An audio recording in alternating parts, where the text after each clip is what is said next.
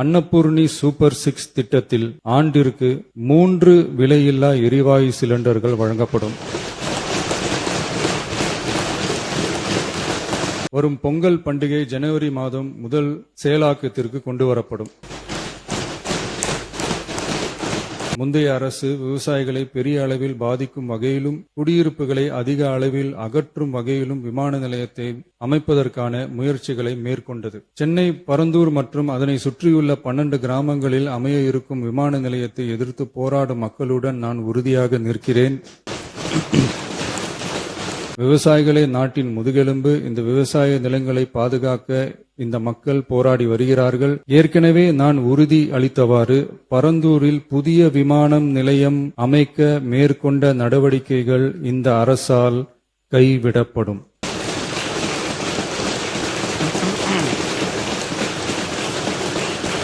இதுவரை சிங்கப்பெண் சிறப்பு அதிரடிப்படை திட்டம், தாய்மாமன் தங்கமோதிர திட்டம், வெற்றி மகளிர் ஆடுகள் வளர்ப்பு திட்டம், அண்ணனின் சீர்திட்டம் போன்ற திட்டங்கள் அறிவிக்கப்பட்டு அதற்கான நிதி ஒதுக்கீடும் செய்யப்பட்டு நடைமுறைப்படுத்த நடவடிக்கைகள் மேற்கொள்ளப்பட்டு வருகிறது. மேலும் நமது அரசு மக்களின் வாழ்வாதார முன்னேற்றத்தினை முதன்மை நோக்கமாக கொண்டு வெற்றி தொலைநோக்கு திட்ட ஆவணத்தினை, வெற்றி விஷன் டாக்குமெண்ட் வெளியிட்டுள்ளது. அந்த திட்ட ஆவணத்தின் அடிப்படையில் இலக்கு நிர்ணயம் செய்து பல்வேறு திட்டங்கள் அடுத்து வருகின்ற 1ஆம், 3ஆம் மற்றும் 5ஆம் ஆண்டிற்குள் நிறைவேற்றத்தக்க திட்டங்களாக வகைப்படுத்தப்பட்டுள்ளது. சிறப்பினமாக பெண்கள் பயன்பெறும் வகையில் பல்வேறு திட்டங்களுக்கு செயல் வடிவம் கொடுத்து இவ்வரசு நிறைவேற்றும். கடந்த 4 மாதங்களாக வளைகுடா பகுதியில் நிலவி வரும் போர் சூழல் காரணமாக எரிவாயு சிலிண்டர் கிடைப்பதில் தட்டுப்பாடு நிலவி வருகின்றது. இதனால் மாற்று எரிபொருளை பயன்படுத்தி வருவதாலும் எரிவாயு சிலிண்டர் விலை உயர்வினாலும் பொதுமக்கள் தங்களது வருவாயிலிருந்து கூடுதலான தொகையினை செலவிட்டு இன்னலுக்கு ஆளாகி வருகின்றனர். இதனை கருத்தில் கொண்டு நிதி நெருக்கடியான சூழலிலும் பொதுமக்களின் நிதிச் சுமையினை குறைக்கும் வகையிலும் பொதுமக்களின் நலனை பாதுகாக்கவும் மக்களுக்கு அளித்த வாக்குறுதியை நிறைவேற்றும் நோக்கிலும் எரிவாயு சிலிண்டருக்காக செலவழிக்கப்பட்டு வரும் தொகையினை அவர்களுக்கு வழங்க அரசு முடிவு செய்துள்ளது.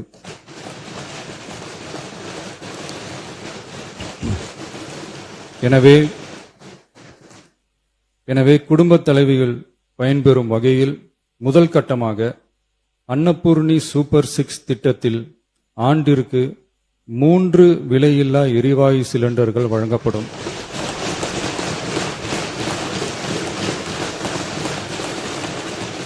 எரிவாயு சிலிண்டருக்கான விலை பயனாளிகளின் வங்கி கணக்கில் நேரடியாக வரவு வைக்கப்படும். இத்திட்ட பயனாளிகள் எரிவாயு சிலிண்டர் பதிவு செய்து சிலிண்டர் பெற்றவுடன் எண்ணெய் நிறுவனங்களிடமிருந்து பட்டியல் பெற்று சிலிண்டருக்கான விலை பயனாளிகளின் வங்கி கணக்கில் வரவு வைக்கப்படும். இத்திட்டத்தினால் சுமார் 1,30,16,104 குடும்பங்கள் பயனடைவார்கள். அதாவது ஆண்டு வருமானம் ரூபாய் 2.5 லட்சத்திற்கு மிகாமல் உள்ள பொருளாதாரத்தில் பின்தங்கியுள்ள குடும்பத்தினர், சிறு குறு விவசாய குடும்பத்தினர், மாற்றுத்திறனாளி குடும்பத்தினர் போன்ற சமூகத்தில் உள்ள நலிந்த குடும்பத்தினர் பயனடைவார்கள். இத்திட்டத்தினை செயல்படுத்துவதற்கான ஆயத்த பணிகள் துவங்கப்பட்டுள்ளது. இத்திட்டம் வரும் பொங்கல் பண்டிகை ஜனவரி மாதம் முதல் செயலாக்கத்திற்கு கொண்டுவரப்படும்.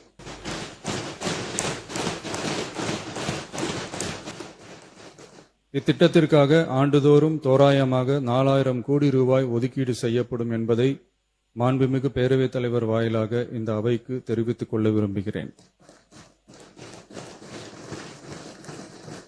மாண்புமிகு பேரவைத் தலைவர் அவர்களே, சென்னையில் உள்ள மீனம்பாக்கம் விமான நிலையம் இந்திய விமான நிலையங்கள் ஆணையத்தால் AAI இயக்கப்படுகிறது. தற்போது இந்த விமான நிலையம் ஆண்டுக்கு 30 மில்லியன் பயணிகளை கையாளும் திறன் கொண்டதாக உள்ளது. வளர்ந்து வரும் சென்னை மாநகரத்தின் தேவைகளை கருத்தில் கொண்டும் பயணிகளின் வசதிகளை கருத்தில் கொண்டும் தொழில் வளர்ச்சியினை கருத்தில் கொண்டும் சரக்கு போக்குவரத்தை அதிகரிக்கும் வகையிலும் புதிய விமான நிலையம் அமைப்பதற்கான தேவை ஏற்பட்டு உள்ளது. புதிய விமான நிலையம் அமைப்பதற்கு தேர்வு செய்யப்படும் இடம் பெரிய அளவில் விவசாயிகளை பாதிக்காத வகையிலும் அதிக அளவில் குடியிருப்புகளை அகற்றாத வகையிலும் அமைய வேண்டும். ஆனால் முந்தைய அரசு விவசாயிகளை பெரிய அளவில் பாதிக்கும் வகையிலும் குடியிருப்புகளை அதிக அளவில் அகற்றும் வகையிலும் விமான நிலையத்தை அமைப்பதற்கான முயற்சிகளை மேற்கொண்டது. ஏகனாபுரம் மற்றும் இதர கிராம மக்கள் இந்த விமான நிலையம் அமைப்பதை எதிர்த்து நடத்திய போராட்டங்களை அறிந்து நான் 20/1/2025 அன்று அப்பகுதிக்கு சென்று அங்குள்ள மக்களின் குறைகளை கேட்டறிந்து பின்வரும் அறிவிப்புகளை வெளியிட்டேன். சென்னை பரந்தூர் மற்றும் அதனை சுற்றியுள்ள 12 கிராமங்களில் அமைய இருக்கும் விமான நிலையத்தை எதிர்த்து போராடும் மக்களுடன் நான் உறுதியாக நிற்கிறேன்.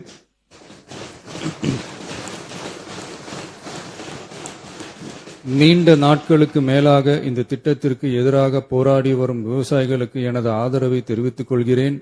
விவசாயிகளே நாட்டின் முதுகெலும்பு. இந்த விவசாய நிலங்களை பாதுகாக்க இந்த மக்கள் போராடி வருகிறார்கள். விக்கிரவாண்டியில் அக்டோபர் 2024 நடந்த பொதுக்கூட்டத்திலேயே பரந்தூரில் புதிய விமான நிலையம் அமைப்பதற்கு எதிர்ப்பு தெரிவித்திருக்கிறேன். தொழில் வளர்ச்சி மற்றும் அதற்கான விமான நிலையங்களின் பங்கு பற்றி நான் நன்கு அறிவேன். அதற்கான என்னுடைய முழு ஆதரவும் உண்டு. ஆனால் பரந்தூரில் இந்த திட்டம் அமையக்கூடாது. இந்த திட்டம் குறித்து அரசு மறுபரிசீலனை செய்ய வேண்டும். குறைவான விவசாய நிலங்கள் பாதிக்கப்படும் வகையிலும் மக்களின் வாழ்வாதாரம் பாதிக்காத வகையிலும் மாற்று இடத்தை தேர்வு செய்ய வேண்டும் என தெரிவித்திருந்தேன். மக்கள் மத்தியிலே நான் அன்றே அறிவித்ததை நிறைவேற்றும் பொருட்டு புதிய விமான நிலையம் அமைப்பது குறித்து உயர் அதிகாரிகளிடமும் துறை வல்லுநர்களிடமும் விரிவாக ஆலோசனை நடத்தினேன். ஏற்கனவே நான் உறுதி அளித்தவாறு பரந்தூரில் புதிய விமான நிலையம் அமைக்க மேற்கொண்ட நடவடிக்கைகள் இந்த அரசால் கைவிடப்படும்.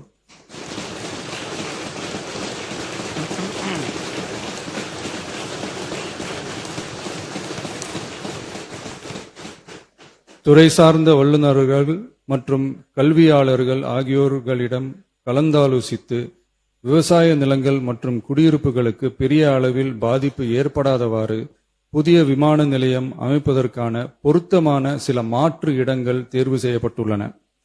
அவ்விடங்களில் தொழில்நுட்ப ரீதியான சாத்தியக்கூறுகளை சம்பந்தப்பட்ட துறைகள் மூலம் விரிவான ஆய்வு மேற்கொண்டு புதிய விமான நிலையத்திற்கான இடம் விரைவில் இறுதி செய்யப்படும். இதற்கிடையில் சென்னை மீனம்பாக்கம் விமான நிலையத்தை மேலும் விரிவாக்கம் செய்து அதன் வடமேற்கு பகுதியில் ஆண்டுக்கு கூடுதலாக 20 மில்லியன் பயணிகளை கையாளக்கூடிய டெர்மினல் 5 என்ற புதிய பயணிகள் முனையம் அமைக்க ஏர்போர்ட்ஸ் அத்தாரிட்டி ஆஃப் இந்தியாவுடன் இணைந்து அணுகுசாலை மற்றும் மேம்பாலம் அமைப்பதற்கான நடவடிக்கைகள் மேற்கொள்ளப்படும்.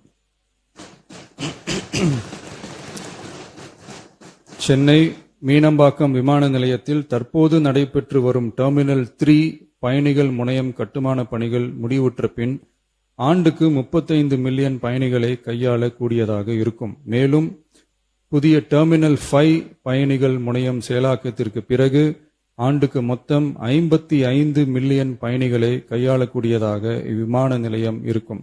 இதன் மூலம் சென்னை விமான நிலையத்தின் சேவைகள் மேம்படுத்தப்படுவதோடு பயணிகளின் போக்குவரத்து தேவை புதிய விமான நிலையம் அமைக்கப்படும் வரை பூர்த்தி செய்யப்படும். மாண்புமிகு பேரவைத் தலைவர் அவர்களே, ஒரு மாநிலத்தின் உண்மையான முன்னேற்றம் என்பது அதன் பொருளாதார வளர்ச்சியால் மட்டுமல்ல, பெண் கல்வி, வேலைவாய்ப்பு, மருத்துவம், வணிகம் மற்றும் சமூக வாழ்வின் அனைத்து தளங்களிலும் சுதந்திரமாகவும் பாதுகாப்பாகவும் பங்கேற்கும் வாய்ப்புகளாலும் அளவிடப்படுகிறது.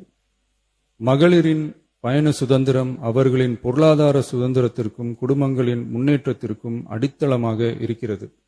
தற்போது செயல்படுத்தப்பட்டு வரும் மகளிர் கட்டணமில்லா பயண திட்டத்தில் மாநகரம் நகர்ப்புறங்களில் சாதாரண மற்றும் மலைப்பகுதி பேருந்துகளில் 40 கிலோமீட்டர் வரை மட்டுமே பயணம் செய்ய அனுமதிக்கப்பட்டு வருகிறது. எக்ஸ்பிரஸ், LSS, டீலக்ஸ் பேருந்துகள் மற்றும் புறநகர் பேருந்துகளில் கட்டணமில்லா பயணம் அனுமதிக்கப்படுவதில்லை. தமிழ்நாட்டின் எந்த பகுதியிலும் வசிக்கும் ஒரு மகளிரும் போக்குவரத்து கட்டணத்தால் தமது வாய்ப்புகளை இழக்கக்கூடாது என்ற சமூக நீதி சிந்தனையை இவ்வரசு முதன்மையாக கொண்டுள்ளது. இதனை கருத்தில் கொண்டு மகளிர் கட்டணமில்லா பயண திட்டத்தை விரிவுபடுத்தி பெருமளவில் பயனளித்திடும் விதமாக வெற்றி பயணம் என்ற பெயரில் தேசத்தந்தை மகாத்மா காந்தியடிகளின் பிறந்த நாளான அக்டோபர் 2ஆம் தேதி முதல் செயல்படுத்த அரசு முடிவு செய்துள்ளது என்பதை இந்த மாமன்றத்தில் மகிழ்ச்சியுடன் அறிவிக்கிறேன். அதன்படி முதல் கட்டமாக மாநகரம் நகரங்களில் சாதாரண பேருந்துகள் மட்டுமின்றி மாநகரம் நகர்பகுதிகளில் இயங்கும் எக்ஸ்பிரஸ், LSS, டீலக்ஸ் அரசு பேருந்துகளிலும் மகளிர் கட்டணமில்லா பயணங்கள் மேற்கொள்ளலாம்.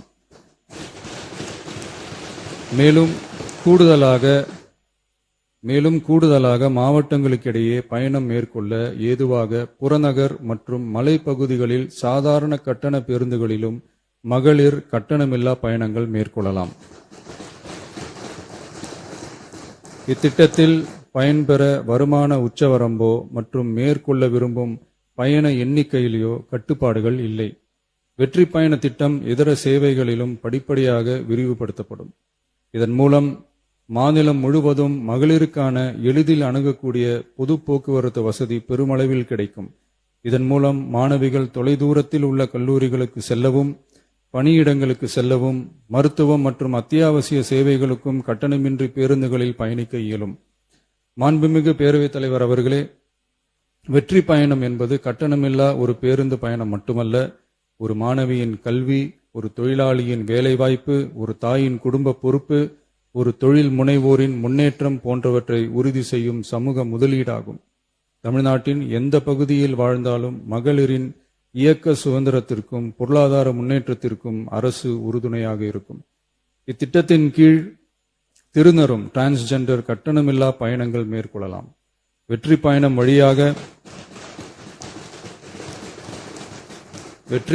வழியாக மகளிரின் வாய்ப்புகள் விரிவடைந்து குடும்பங்கள் முன்னேறி சமூக நீதியும் சமத்துவமும் நிலை பெற்று வளமான வெற்றி தமிழ்நாட்டை உருவாக்கும் நமது பயணம் மேலும் வலுப்பெறும் என்பதை தெரிவித்துக் கொள்கிறேன்.